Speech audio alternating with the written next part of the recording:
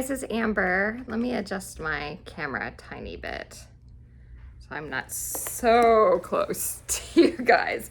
Okay, welcome to my channel. I post bookish and home fragrance content. I am so glad to have you here, whether you're new or returning. Sorry, my camera. This is like the most awkward spot to record because I have two windows on either side of my bookshelf. But I love recording here because I love seeing my books behind me. So, okay, it is what it is. We'll deal with it. A little bit is okay. Okay, so welcome to another library book haul. I have my What's in the Book Bag books, which aren't in my book bag anymore, but these are the books that I did get from the library for the month of July, so I wanted to share them with you. Some of these I'll remember the premise and some I won't. It just depends on how long I've been waiting to get them from the library. Because when I put things in, I'm like, oh, that looks so good. And then sometimes it takes a minute to come in and then I forget what the actual premise of the book was. But I'm going through them with you guys and we'll find out the premise together on some of these. So the first one I have for you is House of Salt and Sorrows. This is by Erin A. Craig. And from what I remember, it is kind of like a gothic remake of the 12 Dancing Princesses. Yeah, here we go. An eerie, lovely 12 Dancing Princesses retelling full of ghosts and gods and fascinating waterfront world. So that sounds really good. I know I ended up getting this. It's been on my TBR for a minute, but I ended up actually getting it for Summerween, but it didn't come in time. And so I didn't choose it for one of my Summerween reads, but yeah, House of Salt and Sorrows, heard good things. I think there's a follow-up book. I don't know if it's like a kind of its own thing or if it is an actual like second book. I'm not sure, but I'm looking forward to jumping into that one. Okay, next one we have is Yours Truly by Abby Jimenez. So this is the second book in her A Part of Your World series, which all the books are kind of like their own thing, but they have characters from one that might be in another book, which I do always enjoy that a lot. So this is about Dr. Brianna Ortiz, and she's gets divorced. Her divorce is finalized. Her brother's running out of time to find a kidney donor, and that promotion she's wanted, oh, that's probably going to the new man doctor who's already registering 80-7 on Brianna's pain in my booty scale. But just when all systems are set to hate, Dr. Jacob Maddox completely flips the game by sending Brianna a letter. So this looks super cute. I've heard really good things about it, and it's the book before just for the summer, which everyone's been raving about, and I'm waiting for that one to come in from the library for me. So I am excited to pick that one up so I can read the next one. Okay, this has been a buzzy book for sure. This is A Fate Inked in Blood by Danielle L. Jensen, and it is a Norse fairy tale setting. Okay, so bound in an unwanted marriage, Freya spends her days gutting fish, but dreams of becoming a warrior and putting an axe in her boorish husband's back. Freya's dreams abruptly become reality when her husband betrays her to the region's Jarl, landing her in a fight to the death against his son Bjorn.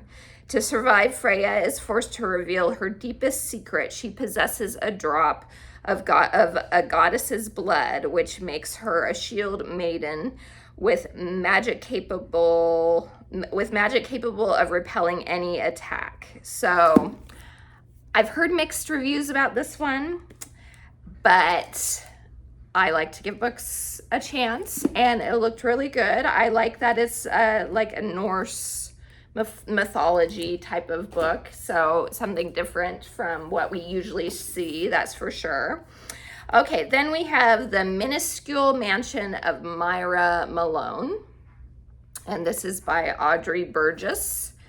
And this, I think, is kind of like a magical realism type of book, cozy, whimsical, which I like all those things. So let's see. A woman learns to expand the boundaries of her small world and let love inside in this sparkling and unforgettable novel by debut author Audrey Burgess. Okay, so from her attic in the Arizona mountains, 34-year-old Myra Malone blogs about a dollhouse mansion that captivates thousands of readers worldwide.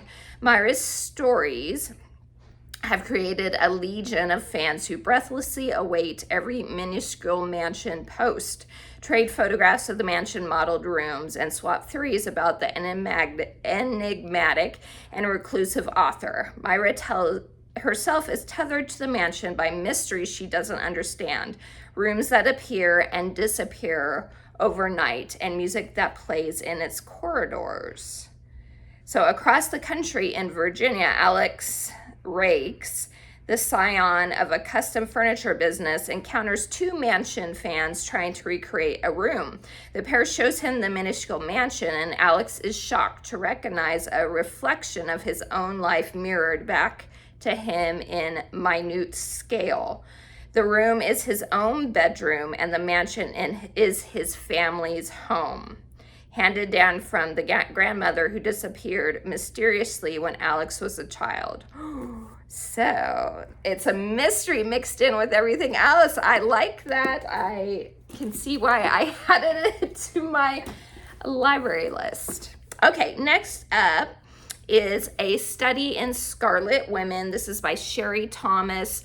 She wrote one of my favorite fantasy series, the Elemental Magic series. I have it over here. I'm gonna do a book haul for you guys soon. I did get in those books. She wrote those fantasy books, and then she's best known for her romance books, which I haven't read. But this is a retelling, like a Sherlock retelling, which I've always been a fan of Sherlock Holmes. So I was like, I love her fantasy books. I want to pick these up.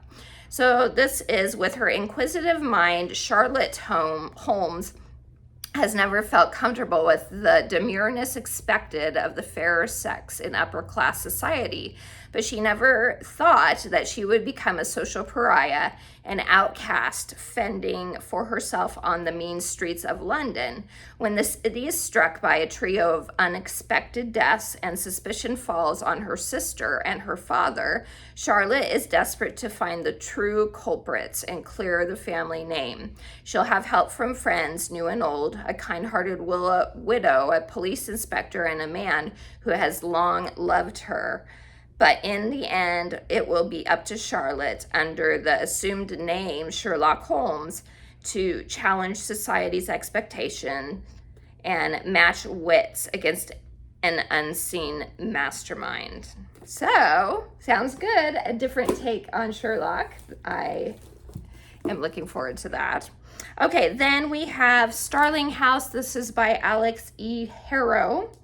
And this is also one that I tried to pick up for Summerween, but it didn't come in time, so it wasn't a choice.